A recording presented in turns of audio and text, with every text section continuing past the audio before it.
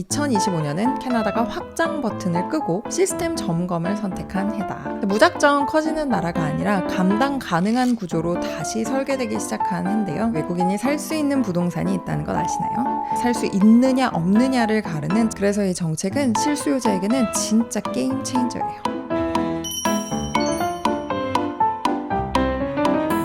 여러분 안녕하세요. 리얼터 넬리입니다. 자, 뉴스와 함께 숫자와 정책으로 캐나다 부동산을 해석해드립니다. 넬리의 시선, 오늘은 그 두 번째 이야기입니다. 2025년은 캐나다라는 국가가 운영 철학을 완전히 바꾸기 시작한 첫 해예요. 오늘은 정책 변화 등을 통해 캐나다가 그리는 미래, 정책 속에 숨겨진 의도를 읽어보려고 해요. 자, 이 이야기 또한 몇 개의 키워드로 정리해봤는데요. 하나씩 보시면 2025년 정책이 왜 이렇게 나왔는지, 그리고 2026년 이후 시장이 어떻게 움직일지도 보이실 거예요.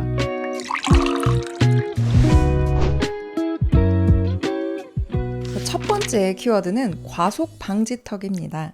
자, 캐나다는 이민자의 나라라고 하죠.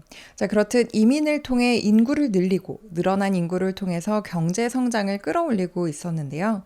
자, 2020년 이후 캐나다는 너무 빠르게 달렸어요.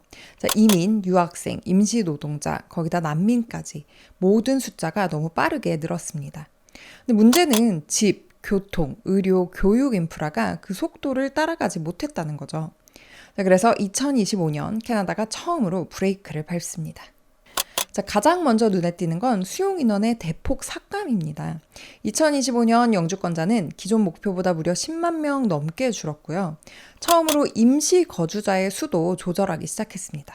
자, 전체 인구의 5% 이내로 관리하겠다는 명확한 목표치로 2025년 3분기에만 비영주권자 인구가 17만 6천여 명 감소했습니다. 자, 두 번째 변화는 영주권자를 뽑는 장소가 바뀌었다는 점입니다.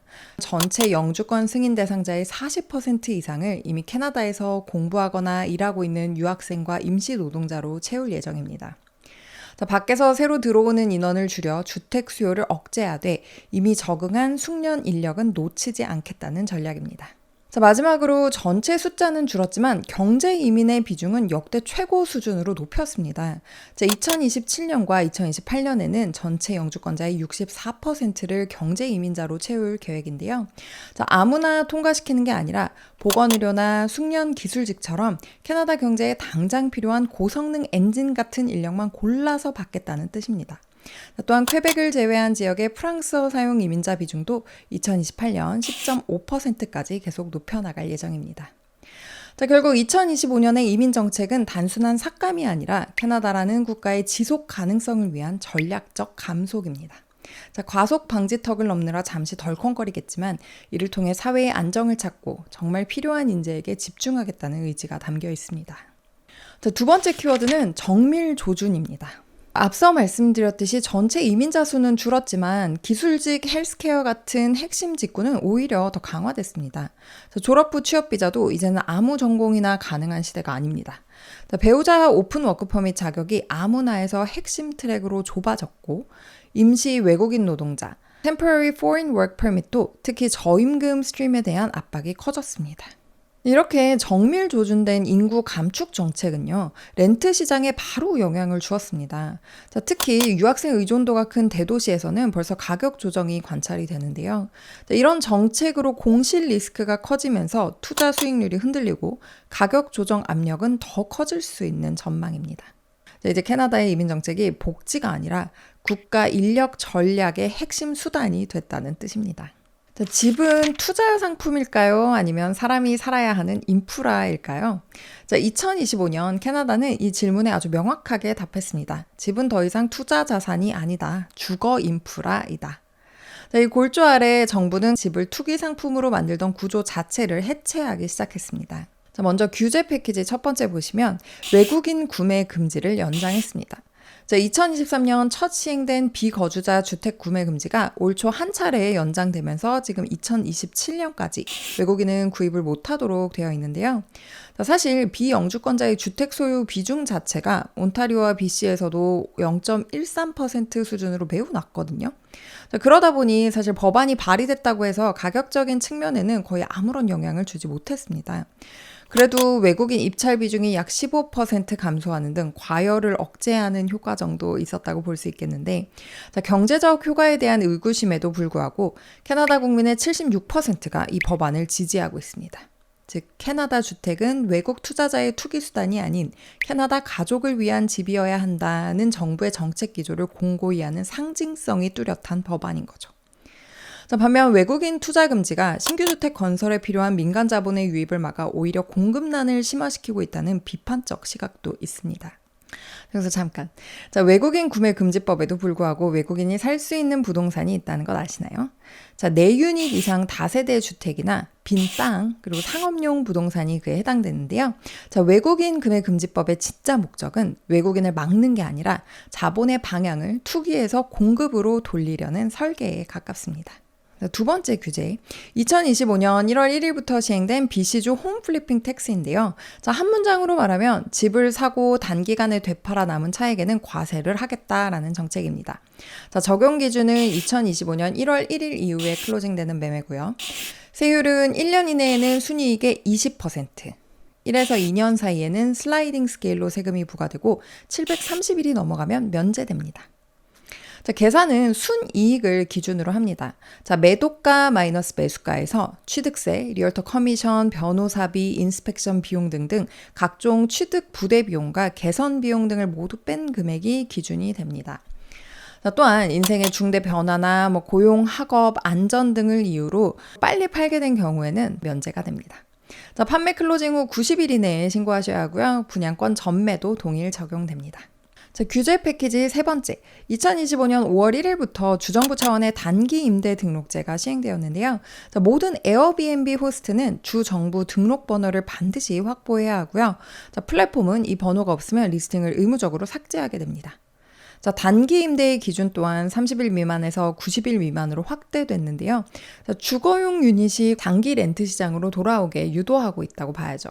이런 각종 규제 정책들이 던지는 메시지는 분명합니다. 자, 집은 캐나다 사람들의 생활 인프라다. 자, 그래서 앞으로는 짧은 보유나 레버리지 플레이보다는 장기 보유와 캐시플로우 그리고 실수요 기반이 살아남는 구조로 더 강하게 재편될 가능성이 커 보입니다.